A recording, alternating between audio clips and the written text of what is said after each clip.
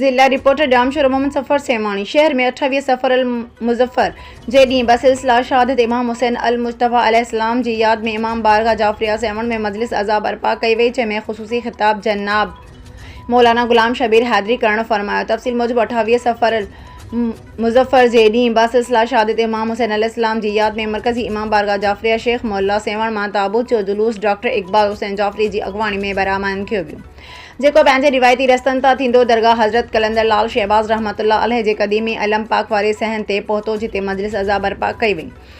उन खां पोइ अज़ादार नुंहुं ख़्वानी सीना ज़नी जो पुरसो ॾिनो। जुलूस वापसि रिवायती रूटनि खां थींदो मरकज़ी इमाम बारगाह जाफ़रिया शेख मोहल्ला सेवण वटि नहर थियो। हिन जुलूस में सेवण शहर जे मोमिननि वॾी तादाद में शिरकत कई। पुलिस तरफ़ां इंतहाई सिक्योरिटी जा सख़्त इंतज़ाम कया विया हुआ, जॾहिं त अॼु इमाम हुसैन अलैहिस्सलाम जे ॾींहं जे मौक़े ते म्यूनसिपल कमेटी सेवण जी इंतज़ामिया तरफ़ां जुलूस जे गुज़रगाहनि जी बहितरीन सफ़ाई पिणु कराई वई हुई।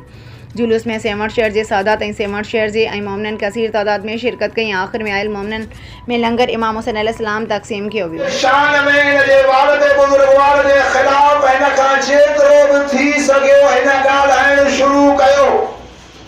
एतिरे क़दुरु जो इमाम हसन मुश्तबा सां बनी हाशिमी जवान हुया, जिन चाहियो त असां तलवार कढूं, लेकिन इमामत हिननि खे रोकियो। इमामत रोकियो। मौला फरमाइनि था छॾियोसि, जेका दिल में हवा अथसि उहा कढण ॾियोसि। कॾहिं कॾहिं थींदो आहे कोई मोमिन कंहिंते नाराज़ थींदो आहे, पोइ जज़्बात में जेको ईंदो अथसि ॿियो चवंदो आहे, हुनखे चई ॾियो।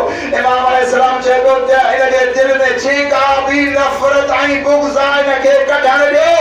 ऐं जॾहिं सभु ॻाल्हाए थकिजी पियो, इमाम फरमाइनि था लॻे थो तूं इन मदीने में मुसाफ़िर आहीं।